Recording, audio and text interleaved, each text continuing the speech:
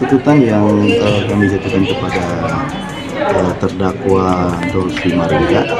Saat ini kami sudah bacakan yang tepat pada hari Senin tanggal 26 Agustus, yang mana menjatuhkan pidana terhadap terdakwa Dolfi Maringka dengan pidana penjara selama 6 bulan dengan masa percobaan 1 tahun. Jadi itu yang kami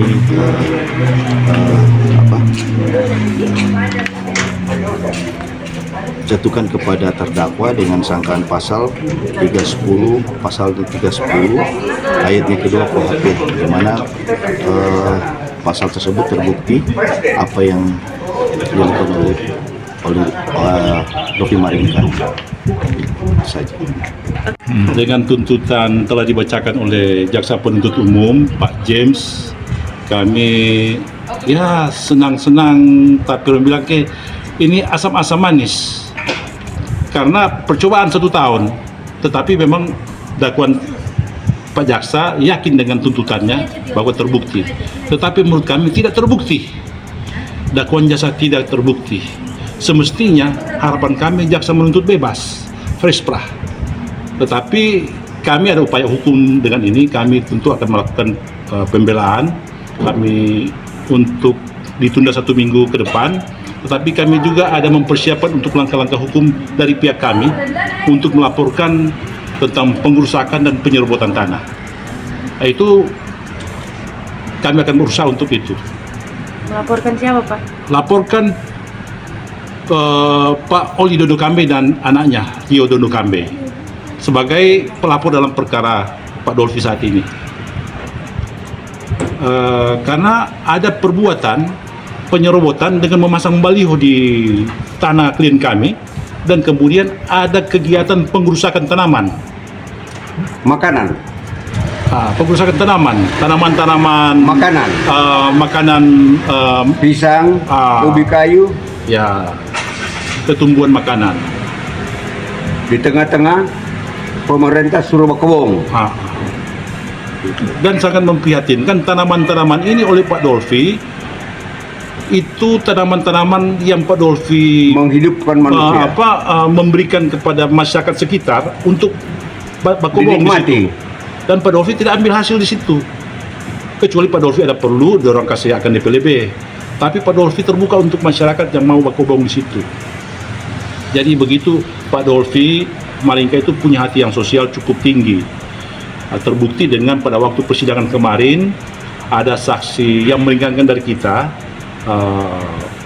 Pak Syarial Damopuli, menerangkan bahwa Pak Dolfi beliau kenal dan sangat baik orangnya. Justru di sini saksi kita itu sebenarnya dia tokoh politik Sulawesi Utara mengharapkan seharusnya tidak harus jadi perkara. Pak Gubernur Pak Oli Dondo Kambe seharusnya memanggil Pak Dolfi untuk memperjelas duduk permasalahannya, kemudian berdamai. Tetapi yang terjadi, Pak Dolfi juga sebenarnya sudah berupaya untuk ketemu dengan Pak Oli Dondo Kambe, Pak Gubernur, tapi tidak diberikan kesempatan. Seandainya itu dikasih kesempatan, tentu saja Pak Dolfi sebagai mantan staf khusus beliau tidak akan menjadi perkara ini sampai ke meja hijau, karena kemungkinan ada kesalahpahaman.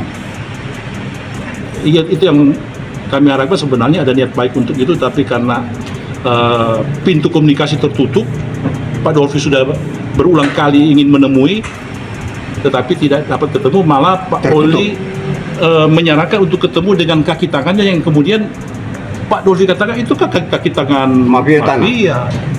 Artinya kaki tangan yang kemudian dipakai oleh beliau dalam konteks penyerobotan ini. Gitu. Jadi Pak wartawan, kita tunggu perkembangan sidang berikut. Saya boleh tambah. Saya pengalaman 16 tahun di kantor gubernur di bawah 5 gubernur.